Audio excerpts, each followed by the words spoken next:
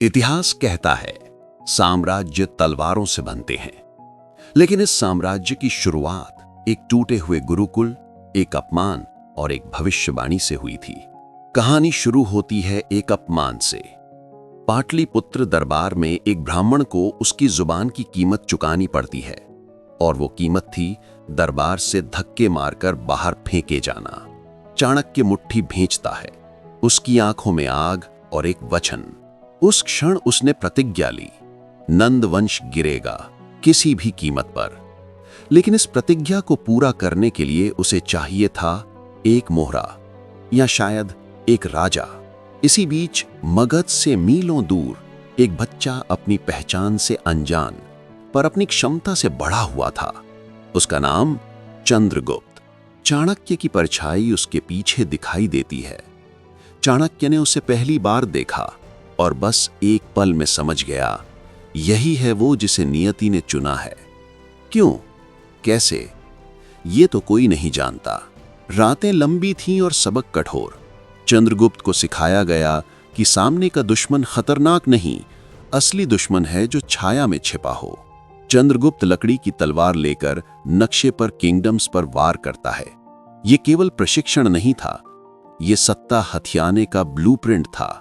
लेकिन सामने थी भारत की उस समय की सबसे मजबूत शक्ति, नंद साम्राज्य। सेना विशाल, धन असीम और राजा घमंडी।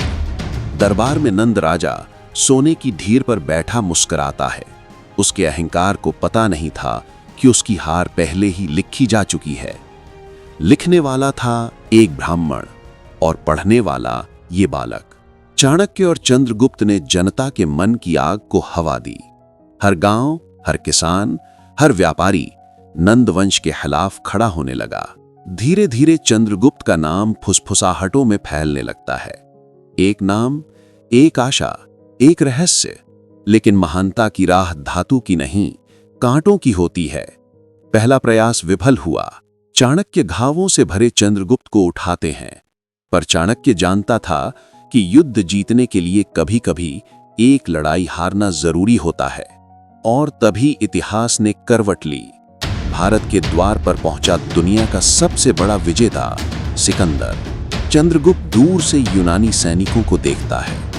चंद्रगुप्त ने यूनानियों से सीखा, उनकी रणनीति, उनकी गलतियां, और तैयार हुआ अंतिम प्रहार के लिए। और फिर वो दिन आया जब चंद्रगुप्त और चाणक्य लौटे। 3 मोर्चों से हमला, अंदर से जनता का विद्रोह, और नंद वंश कांप उठा। नंद राजा राजमहल की सीढ़ियों पर घुटनों के बल। सत्ता उस राजा की नहीं होती जिसकी सेना बड़ी हो, बल्कि उस राजकुमार की जिसका संकल्प बड़ा हो।